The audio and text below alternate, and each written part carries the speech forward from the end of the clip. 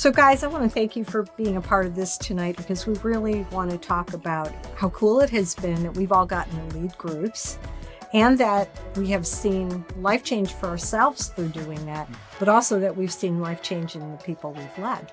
And so that's what we're going to talk about today. I can think about the first group I remember doing happened maybe, 17 years ago or so.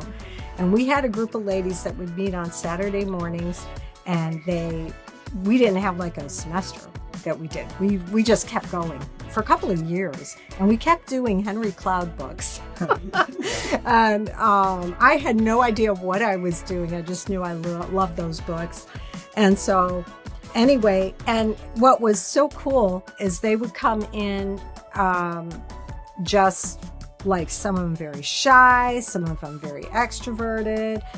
And all these years later, most of those people have become leaders in some way, shape, or form, even some of the most shy ones. And so they laugh now at how they were not ever picturing themselves as, moving into any kind of leaderships. Now they're group leaders, and they're department leaders, volunteer leaders, and stuff like that.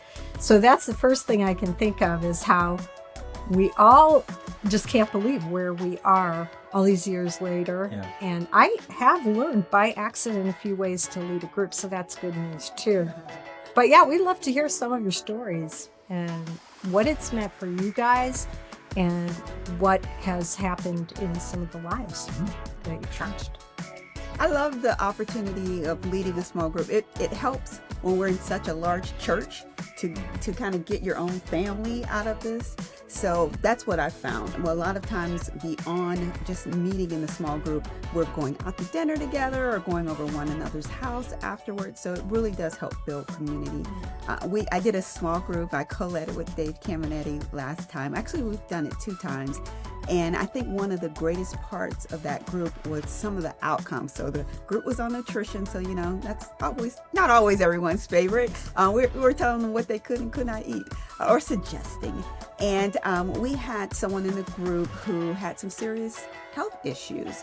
And it was such a miracle what God was able to do when she started making small tweaks in the way she ate, and the way she moved and so forth. It was really great. She texted me over a couple weeks after the group had started, and there was an activity she'd been wanting to do for a long time, and she was actually able to, she had the strength and the mobility to do that activity. Yeah. So it's exciting when you can hear those types of stories, and it's all because we take the time to get together and learn more about one another. Yeah, it's been really fun for me. Like, the few groups I've led have been mostly woman focused or mommy and me focused, and just this last probably year, we've had so many of us that have had babies, and so we walked through pregnancy together and having newborns and making meals for each other when we have our babies. And that's something that really was really just showed us God's love so deeply, was when we had our last baby, having so many people from our group and even just people in the church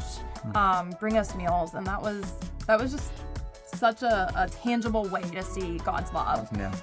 But like I said, most of them were people from our groups, and then being able to return that favor and do it for them when they had their babies, or when they've lost a loved one or had things like that go on.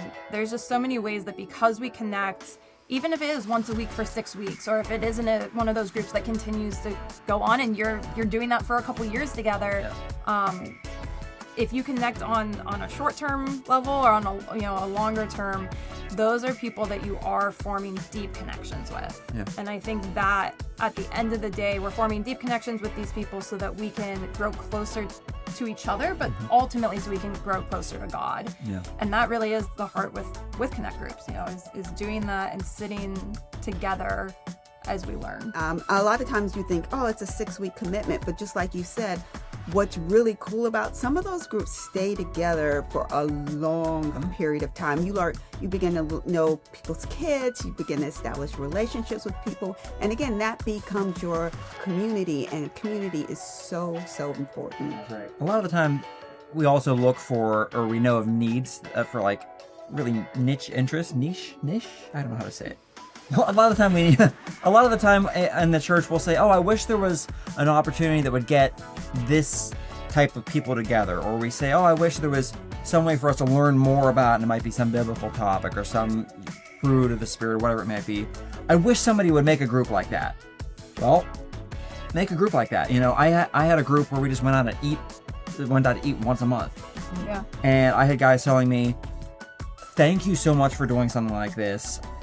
We needed this because guys don't ever invite other guys to do things.